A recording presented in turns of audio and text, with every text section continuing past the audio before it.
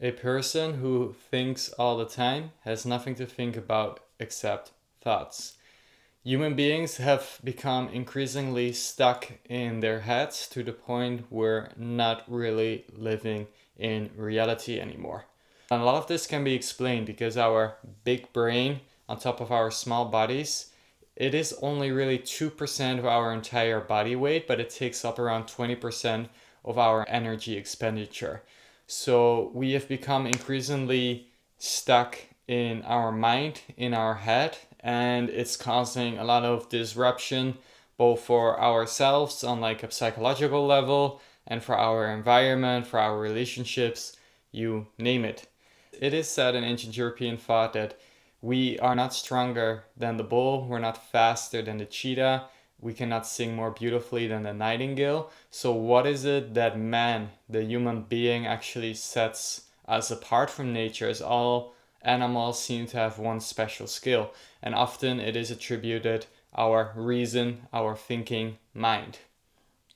And although there is great value in that, I think it is quite abundantly clear to a lot of people, or you're really stuck on your phone, which I guess a lot of people are, to spend a little bit more time in reality. And a lot of this is caused by the creation of 2D products. When you really think about it, human beings have created a variety of 2D products, whether it's books, phones, computers, flat screens. We are increasingly spending more time in the 2D world. And this is not only the fault of modern business alone. Even in our school system, we spend around 8 hours a day on school, on benches, perhaps balanced by an hour of exercise, and that if at all. And this is way more than just movement. We're really losing so much functionality of our bodies because we're spending so much time on all these two-dimensional screens. But it's been a trend way before that. And if you don't use it, you lose it. And what this signifies is that the mind-matter connection is a lot stronger than the mind-body connection. Everything we do is aimed at the material world, all these material products that are dictating our time, the way we use or most often not use our bodies, but we're always using it in some way.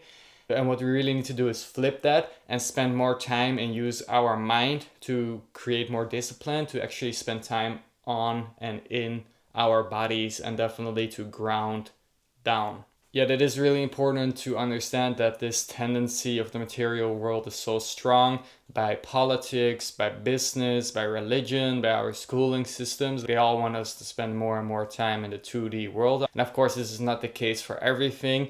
I'm just making a generalization here. But on an individual level, it's really good to understand that we're not using our bodies enough. And once you understand this tendency, you can actually make some changes on the individual level. Now, there are 5 major senses. I understand you know all of them, but there are also some other senses such as proprioception, your awareness of your body in space, interoception, the awareness of your heartbeat, and for example, the temperature inside of your body, the thermoception, the awareness of temperature outside of your body, of your environment, and perhaps there are even more.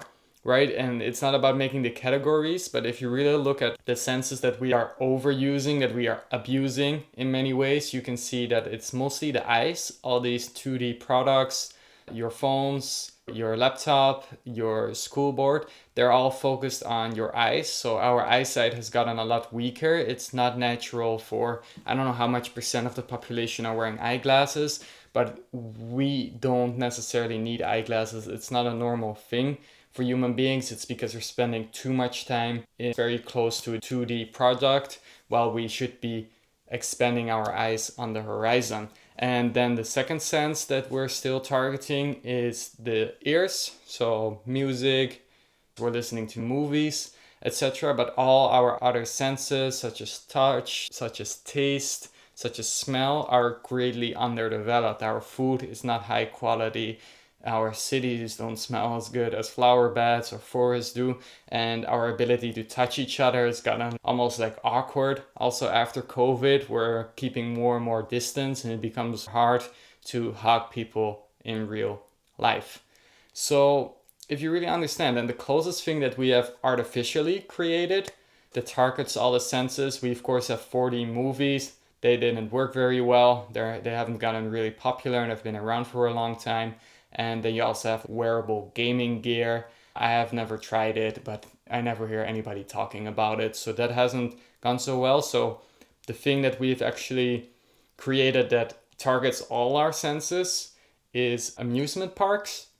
And these can be quite fun for an hour or 2 hours or 3 hours or 6 hours, maybe once a year or maybe once every 5 years if you're me.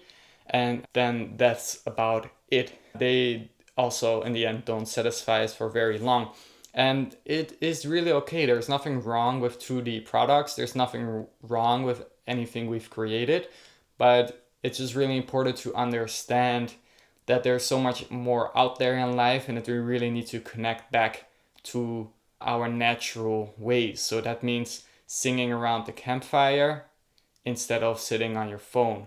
It means walking instead of taking the car. There's all these small things and they really add up during our lifetime. So now that you understand that you need to use more of your senses, we can come to the principle to really go outside every single day. It is just so important to not spend eternally time indoors. And yes, you can still use your body indoors, which is obviously amazing, but we just really need to spend time outside every single day. And I understand that this can actually be quite a hard thing depending on where you live, but concrete jungles, city smog, you don't have any friends to go outside with, you're not allowed by the government to go outside sometimes. Modern society can make it really hard to go outside.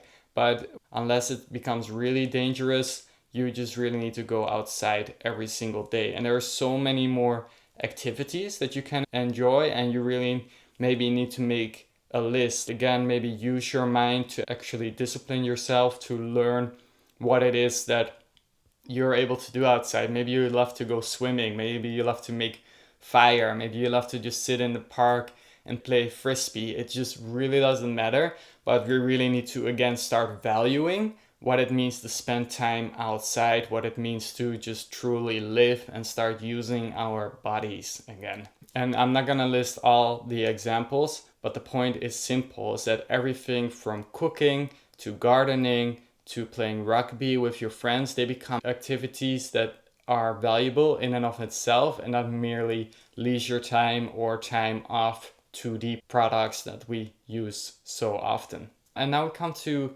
another aspect of this when we really want to make sure we're spending enough time in the 3D world and not in the 2D world. A lot of people have to go to school for 14 to 18 years and it can be quite hard to control. There are a lot of laws around it that you actually need to go to school, and unless your parents are really alternative, you'll be in school for a big chunk of your life. And after that, you usually gain a little bit more control. But it is really understandable that we either need to balance our hobbies or our career. I think in Europe, around 40% of people are knowledge workers. And so a lot of the people are spending a lot of time on computers. And it is really important then to also have some physical hobbies to counterbalance that. Maybe martial arts, maybe dancing, maybe singing. And on the flip side, if you have a physical job, maybe you're a carpenter, maybe you work in a restaurant, those are all fine too. And then it can easily be just as valuable to balance it with spending some time on the 2D world. You really need to explore this for yourself, how you can design a life that can suit you for the next 40 years, because you just really have to understand that if you're sitting on a desk for 8 hours a day, 1 hour of movement, for example, is not enough to really balance that.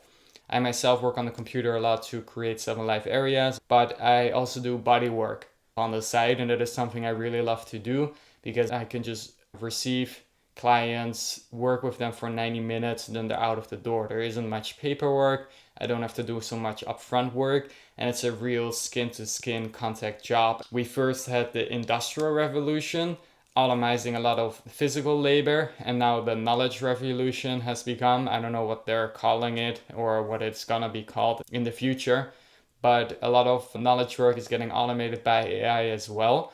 So it might be really wise, especially if you're younger, that you're both investing in something you can do in the 2D world and in the 3D world. We want to be able to consciously move in between these worlds and understand that these are actually worlds now. The digital space, the 2D world, is almost a world in and of itself. And as a final thought, we are symbolic creatures. There are cave paintings from hundreds of thousands of years ago, and we have very big brains, and we don't have to shy away from the fact. It doesn't mean that we have to be naked in the forest for 24 hours a day. That is just not really realistic for a lot of us. But when we understand that we actually spend more time in the physical world, it will improve our symbolic skills as well. This is what Alan Watts meant when he said, if a person thinks all the time, he has nothing to think about except his own thoughts. If you spend all your time also in the 2D world, you don't really have anything to do in the 2D world because you need to actually come back to the real world. So we need to use our thinking and not let our thinking use us. We need to use the 2D world, but not let the 2D world become our real world. And this is more than just philosophical talk. 4 hours a day on your phone, what a lot of people are doing nowadays, is around a decade of your life if you turn 80 years old. And that is 10 years that could have been spent mastering a skill, spending time with your family, or just being present in nature, enjoying